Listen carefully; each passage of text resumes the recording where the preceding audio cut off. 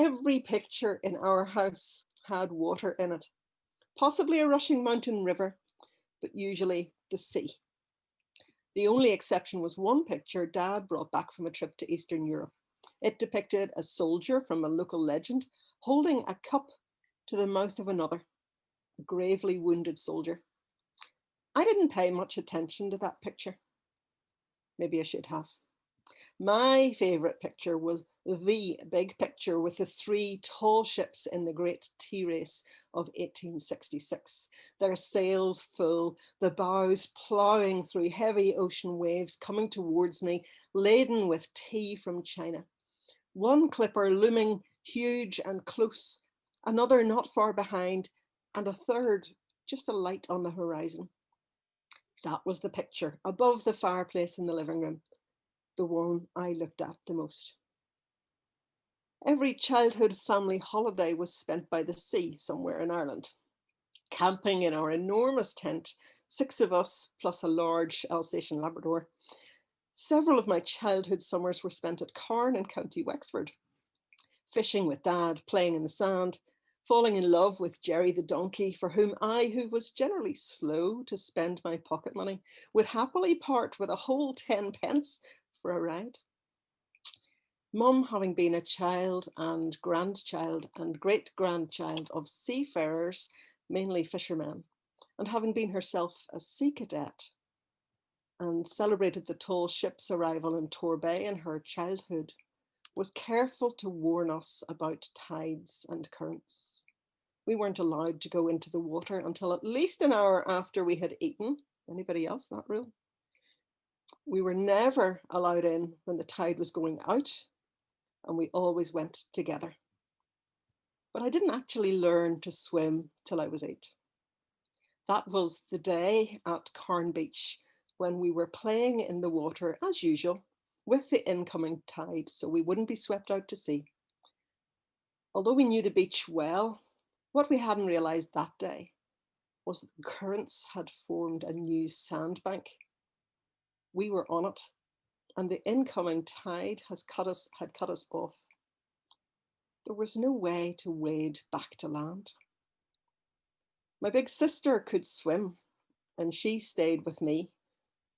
My brother could just manage to get back to land, so he swam to the edge and told people I was in trouble.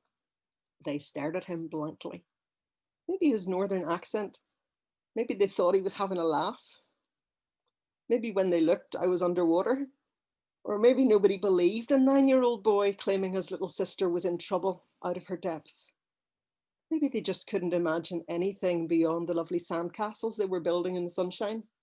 Such a beautiful day. Surely there was nothing to fear. Meanwhile, I, edging off my sandbank through deepening waters, turned my face towards the shore. I calmly decided that it wasn't all that far, and it probably wasn't all that deep. And I could kind of walk or bounce or pop up for a breath every step or two. And seeing no other alternative, off I set, walking, bouncing, till I was well out of my depth. And I realised this wasn't quite working out, but I was taking one step at a time. I remember a magical moment when my foot found a big conical stone, and it allowed me a moment to breathe. And I can still feel its slimy surface against my toes and soles as I slowly slid underwater again, surrounded by a beautiful blueness, the light above me, and a little fluffy piece of red seaweed floating by.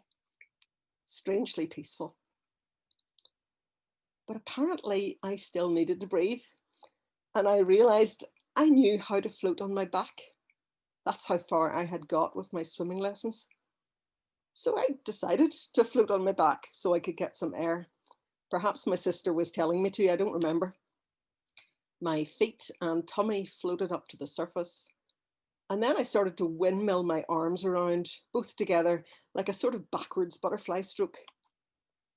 I may have generated more splash than movement, but somehow I made it back to shallow water where I could rest and breathe at the same time.